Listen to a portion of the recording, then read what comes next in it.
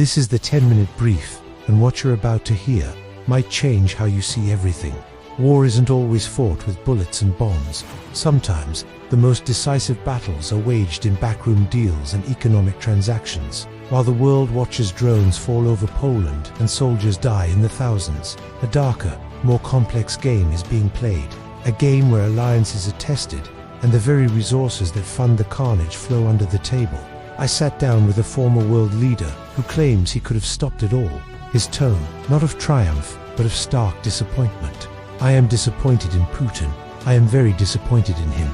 He speaks of settled wars, of conflicts in Africa that claimed millions, resolved, but this one, the one he thought would be easiest, given his relationship with the Russian president, has become the most difficult. The core of the problem, a relationship of pure, unadulterated hatred.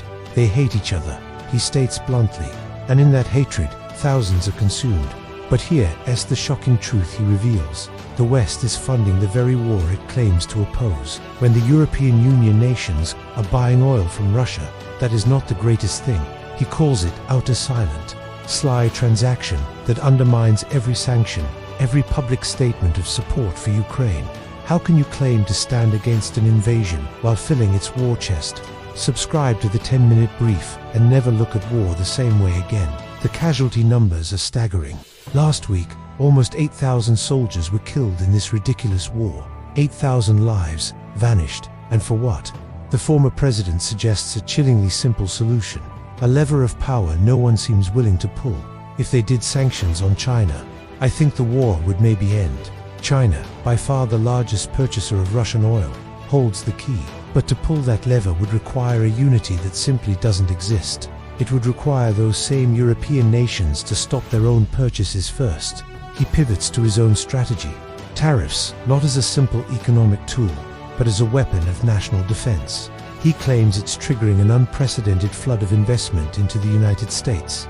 Numbers so large they are difficult to comprehend. $17 trillion compared to what he calls a tiny fraction.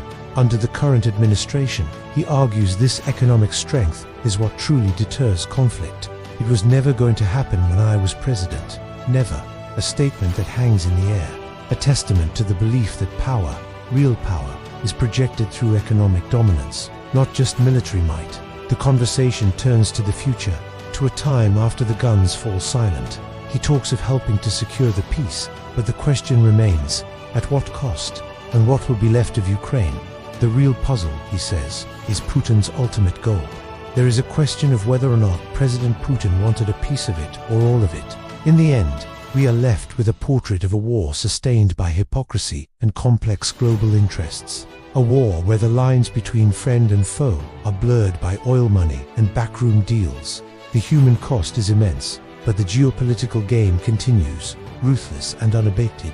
Some wars are won on the battlefield, but others are lost in the quiet complicity of those who claim to be allies. The real front line might not be in the trenches of Donbass, but in the bank transfers and oil markets of the global elite.